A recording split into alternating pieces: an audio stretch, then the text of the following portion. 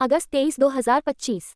सतीश गोलचा ने संभाला Delhi police commissioner का पदभार। आईपीएस बी के सिंह को दिल्ली पुलिस कमिश्नर के पद से हटाए जाने के बाद वरिष्ठ आईपीएस अधिकारी सतीश गोलचा ने दिल्ली पुलिस कमिश्नर का पदभार ग्रहण कर लिया है।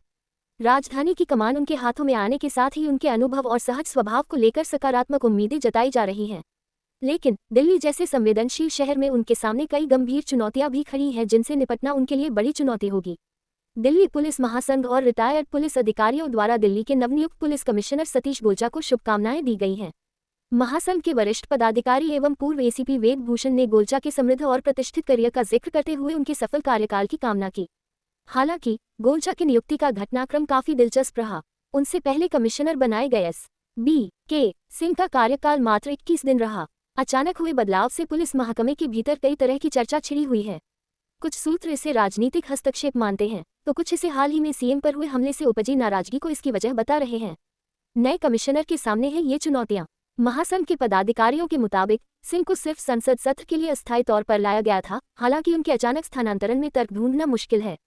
दिल्ली पुलिस के नए कमिश्नर सतीश गोलचा का प्रशासनिक अनुभव काफी व्यापक है। वे इससे पहले अरुणाचल प्रदेश के डीजी, सीबीआई के अधिकारी और कई जिम्मेदार पदों पर रह चुके हैं। महासंघ की मांग भी यही थी कि अगला कमिश्नर एजीएमयूटी कैडर से हो, जिससे दिल्ली की परिस्थितियों और पुलिस बल की संवेदनाओं को बेहतर समझ मिल सके।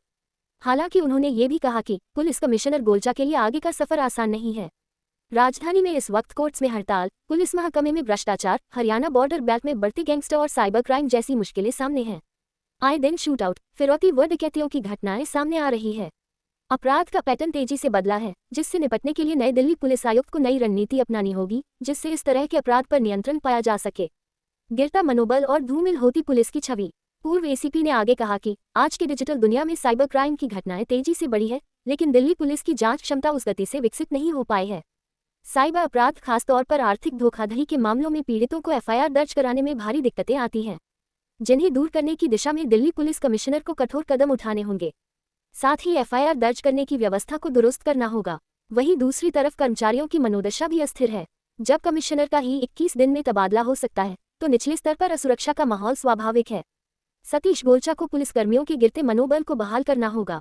पूर्व एसीपी ने कहा कि दिल्ली पुलिस गृह मंत्रालय के अधीन है। ऐसे में अक्सर राजनीतिक दबाव और हस्तक्षेप की बातें सामने आती है। ऐसे में नए पुलिस कमिश्नर को इस संतुलन को साधते हुए पेशेवर तरीके से काम करना होगा। उन्होंने अपना अनुभव साझा करते हुए गोलचा को कर्मठ, निष्ठावान और मिलनसार अधिकारी बताया। वे मानते हैं कि अगर सही नेतृत्व और दिशा मिले तो दिल्ली पुलिस अपनी पुरानी प्रतिष्ठा वापस पा सकती है। एजीएमयूटी कैडर के अधिकारी के रूप में गोलचा का कमिश्नर बनना अन्य आईपीएस अधिकारियों के लिए भी एक सकारात्मक संदेश है। अंत में उन्होंने कहा कि दिल्ली पुलिस महासंघ पूरी ताकत से अपने नए कमिश्नर के साथ खड़ा है और विश्वास जताया है कि वे ईमानदारी से चुनौतियों के हल के लिए काम करेंगे, जिससे न केवल विभाग की प्रतिष्ठा बहाल हो, बल्कि जनता का भरोसा भी पुख्ता हो।